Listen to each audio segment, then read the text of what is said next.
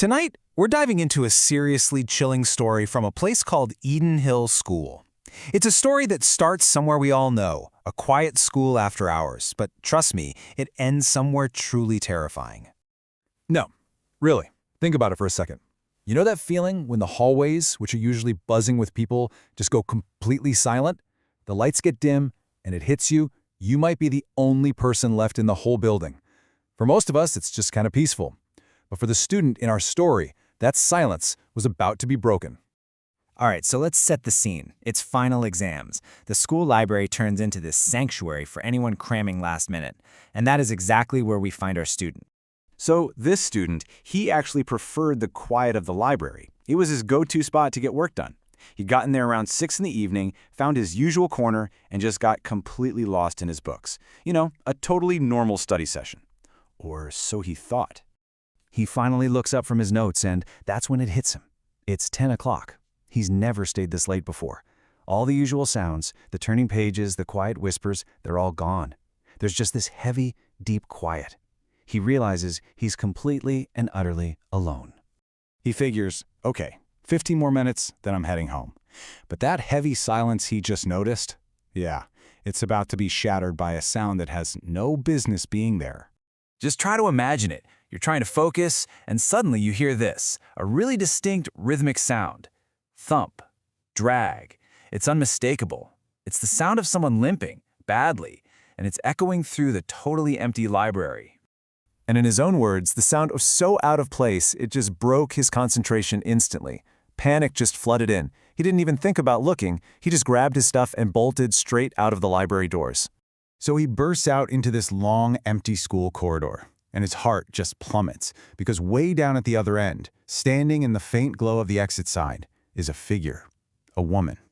And as he rushes toward the door, every single step he takes closer to her just feels wrong. The feeling gets so intense he just has to call out, "Who's there?" And poof, just like that, she's gone. For a second, he's relieved. He probably tells himself he's just tired, his mind's playing tricks on him. He pushes through the main doors and gets out into the night air. He thinks he's safe. He thinks he's escaped whatever that was. But just because he left the school, that doesn't mean he's left the feeling behind. He's really just traded one empty, quiet space for another. And the horror, it's following him. Now here's what's so weird. This street he's on, it's usually pretty busy, even late at night. There are always cars, people out walking. But tonight, nothing. It's totally deserted.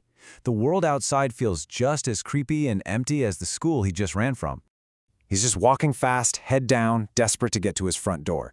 He's almost home when he sees something on the pavement, a shadow. And it's long and weirdly stretched out, like it's reaching for him. He looks around, but there's no one there. There's nothing that could be casting it.